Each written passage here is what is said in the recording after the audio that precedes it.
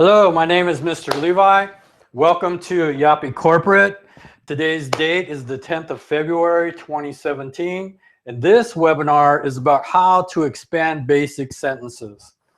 As my experience as a teacher and a trainer in Scola and university and business and corporate, I find that there's a lot of materials like especially books, especially grammar books. And so I thought I wanted to show you, maybe you already do this, but if you don't, please pay attention because this will really excel your English comprehension and learning and speaking. What I mean by how to expand basic sentences, with one sentence, you can expand it in 6 or 7 different ways, and thus you're able to like turn the diamond, and every way you turn the diamond you can see how beautiful it is. It's the same thing with English sentences. Even with your native sentences, you need to turn them. In other words, you need to use them in many different ways. For example, let's start with Sasha works very hard. Okay, who is Sasha? Well, here in Ukraine or in Russian, it can be a guy or a girl, right? Alexander, Alexandra, Sasha. Okay, so the basics, Sasha works very hard. Then you practice. If it's a girl, then you use all the feminine. She works very hard. And if it's a guy, he works very hard. Or if it's a machine or a big mass of people, they work very hard. We work very hard. So what you're doing is you're helping your brain, just like you do on your computer. You have this thing called desktop. And so you make a folder, so when you download stuff or using stuff, you just quickly put it in that folder. Well, this is the thing, is to create folders in your brain for speaking, because that's what you really want to do. But you know, let me tell you, the other side of speaking is listening. And you need to be a good listener. You need to practice this on both sides. And if you have a friend or you're in a group that different people speak English, you all need to get together and start speaking English, and your English will get better, quicker. And so what I'm saying here, you have the he, she, it, they, we. So you practice all this with one sentence, but then you change the verbs. So we have the same thing here. So Sasha plays very good, okay? He plays very good. She plays very good. They play very good. You have a football team, Dynamo, Shakhtar, Manchester. Ooh, they play very good. They play very hard. You see already how this is already changing, but you're still using just a small part of verbs. And so then it keeps going on. Then now study.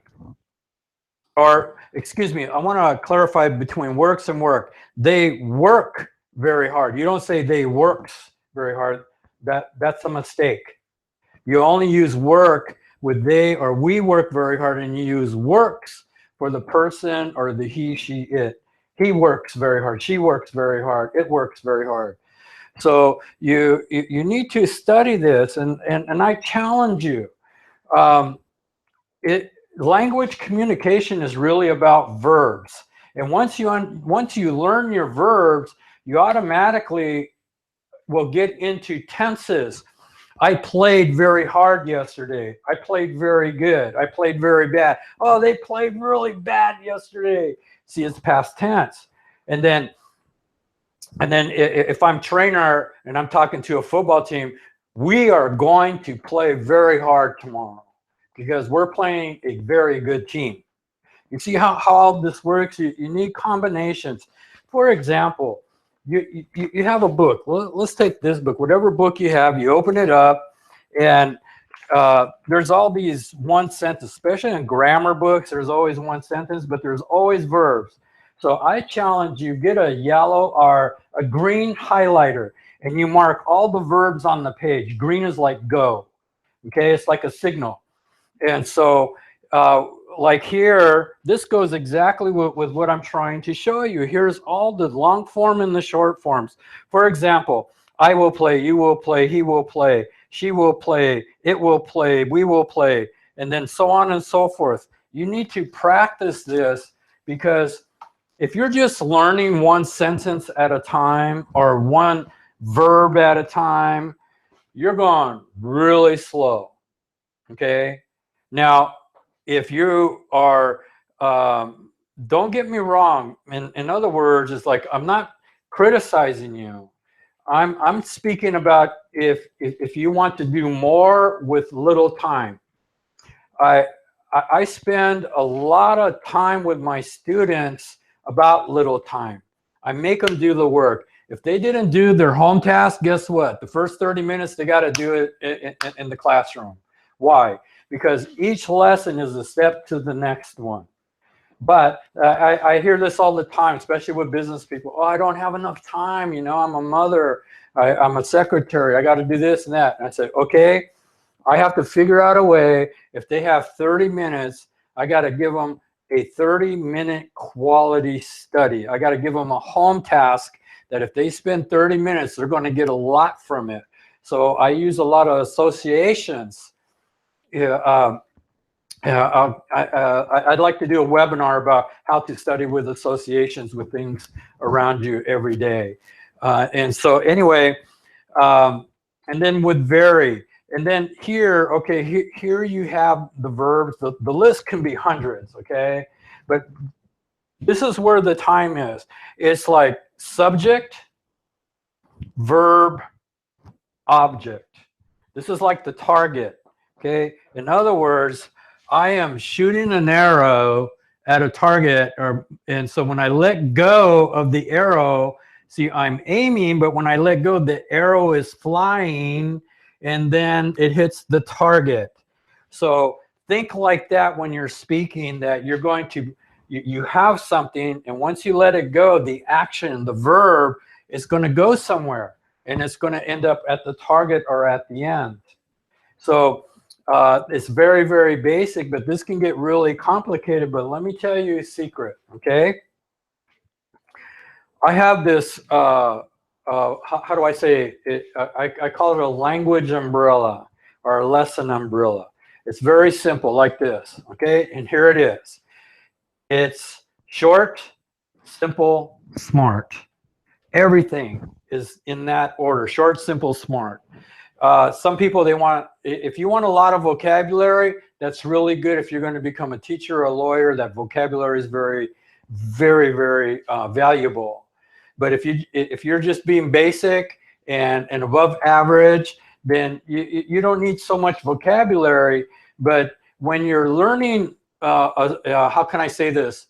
A small amount of vocabulary, you need to, then the next thing you need to do is you need to work with synonyms, because synonyms, things that are similar, okay? And so once you work with verbs, you work with synonyms or vocabulary, and everything just starts, it's like a cluster of grapes. You know what I mean? Okay, like if I have an apple tree, there's maybe 300 apple trees, okay, or apples, and I have to pick each one, and there's each apple. But if I grow grapes, there's like 20 or 30 grapes on one stem. It's called a cluster. And this is what I'm trying to teach you. Instead, I'm trying to teach you clustering. And so what a cluster is, you get a lot from one vine. You get a lot from one exercise. And so whatever book you have, I challenge you. You divide it up. You have the subjects, he, she, it, they, we, you know, all the genders and this and that. And you got to know this, because I stress to my students that I don't want you to be embarrassed. Okay, the question asks, oh, are you married? Let's say a guy, okay? Are you married? Yes. Oh, what's your wife's name? Oh, his name is Natalia. Her name is. And that's the part I'm targeting. I make my students practice that they know their genders. And so this side is masculine, this side is feminine. So you put, if this is all masculine, he, his, and this is feminine, her, she. So this way, when you're talking about somebody, let's say mama, you know, it's a she, it's feminine. So you keep all that in the feminine case. Now, another thing I want to challenge you, and this is very, very important. I teach my students this one thing, or many things, but this thing is very, very important. When I organize my thinking, I organize my speaking. You have to take the time to organize, to categorize, and to really understand what sentence structure is. And this way, you know where to begin. You know what, who, here, very simple. Who is doing what? Who, what, where? How, why? Who, what is always who, the person, and what, the action. And then everything else, why is he doing that? You know, where is he going? Who, what, where, why? Who, what, where? Who, what, where, when? How? See, all these different combinations. And so what I want you to catch, take the time to organize your thinking. When you organize your thinking, you organize your speaking. When you organize your speaking, you start organizing your writing. And this is incredible, because if you're just learning how to speak, you're missing the other three, which is listening, which is reading and writing. If you really want, you need to be complete in English.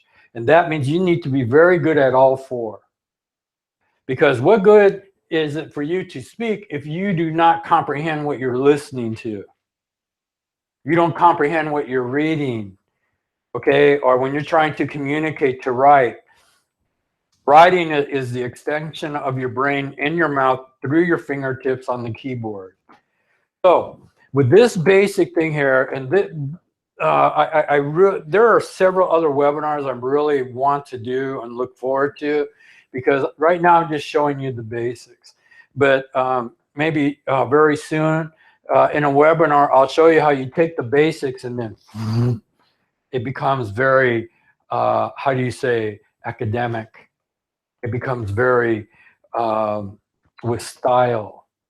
And so the sentences are longer, but the main thing about communication is that you're trying to communicate from what's in your brain and what's in your heart to this other person. So if you're trying to communicate with somebody what you're thinking, what you're feeling, you need to use the words and have the understanding and comprehension so this person can hear what you're saying and their brain start making pictures of the vocabulary and the sentences that you are saying. Then they get it. And so this is what makes a good English student. I kind of have a high standard. I tell my students, you're not only going to learn English very good or be a very good English speaker, I say you're going to be a very good communicator. You're going to communicate with